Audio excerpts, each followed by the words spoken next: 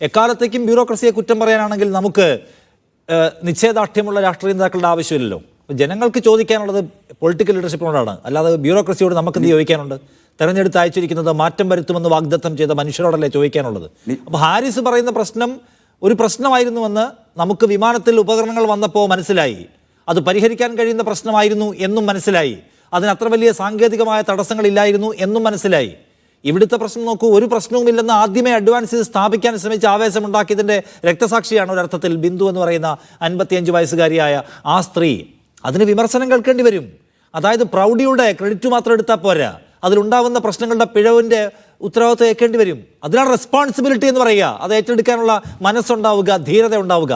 അതില്ല.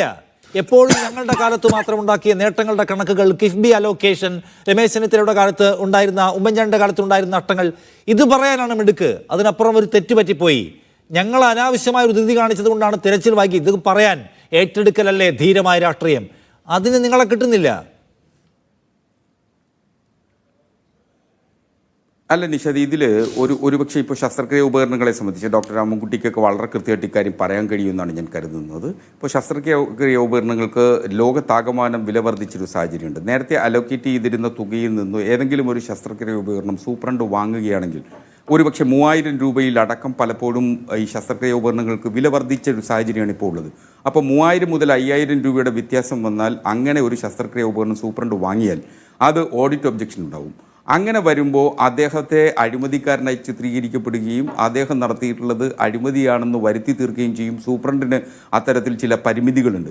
അപ്പോൾ അതൊക്കെ മനസ്സിലാക്കിക്കൊണ്ട് എങ്ങനെ ഇതിൽ സിസ്റ്റത്തിൽ സമഗ്രമായ ഒരു മാറ്റം ഉണ്ടാക്കാൻ കഴിയും എന്നുള്ളതിനെ സംബന്ധിച്ച് ഗവൺമെൻറ് ഇപ്പോൾ ആലോചിക്കും എന്നു തന്നെയാണ് കരുതുന്നത്. ഇതിപ്പോൾ ഈ വന്ന ഈ ഒറ്റപ്പെട്ട സംഭവം സംസ്ഥാന സർക്കാരിനെ സംബന്ധിച്ചിടത്തോളം ഒരു പാഠമാണ്. ആ പാഠം ഉൾക്കൊണ്ടുകൊണ്ടാണ് ഇടതുപക്ഷ ഗവൺമെൻറ്റുകളുടെ ഏറ്റവും വലിയ പ്രത്യേകത, ഏത് ഘട്ടത്തിൽ ഏതൊരു തിരിച്ചടി ഉണ്ടായാലും ആ തിരിച്ചടിയിൽ നിന്ന് പാഠം ഉൾക്കൊള്ളുകയും അത് തിരിച്ചറിയുകയും അത് മാറ്റമുണ്ടാക്കാൻ കഴിയുകയും ചെയ്യുക എന്നുള്ളതാണ് എപ്പോഴും ഇടതുപക്ഷം സ്വീകരിച്ചിട്ടുള്ള നിലപാട്. അത്തരത്തിൽ തന്നെ ഇത് ഇക്കാര്യത്തിലും ഉണ്ടാകുമെന്നുള്ളത് തന്നെയാണ്. പക്ഷേ ഇതൊരു കോട്ടയത്ത് നടന്നൊരു ദൗർഭാഗ്യകരമായ സംഭവമാണ്.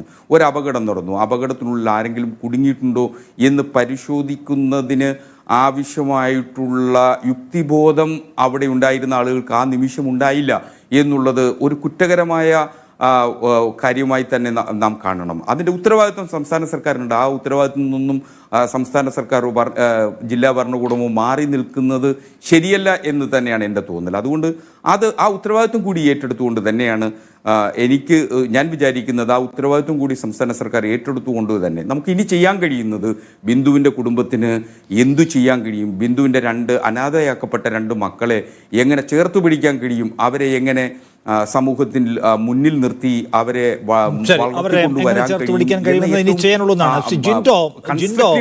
ഇന്നത്തെ സംഭവത്തിന് സർക്കാർ എന്തു വില കൊടുക്കണം എന്നാണ് നിങ്ങൾ ആവശ്യപ്പെടുന്നത്? നിഷാദെ, എന്ത് എളുപ്പത്തിലാണ് ഹസ്കർ പറഞ്ഞു വെക്കുന്നത്. ഹസ്കർ അവസാനം പറഞ്ഞു നിർത്തിയ വാചകത്തിൽ നിന്ന് ഞാൻ തുടക്കം. അദ്ദേഹം പറഞ്ഞത് അവിടെ മെഡിക്കൽ കോളേജിൻ്റെ ഈ ബിൽഡിംഗ് ഇടിഞ്ഞു വീണപ്പോൾ അവിടെ ആളുകൾ ഉണ്ടോ എന്ന് പരിശോധിക്കാനുള്ള യുക്തിബോധം എന്നാണ് ആ വാക്കാണ് അദ്ദേഹം ഉപയോഗിച്ചത്. ആ യുക്തിബോധം ഇല്ലായ്മയെ ഹസ്കർ പോലും വിമർശിക്കുന്നുണ്ട്.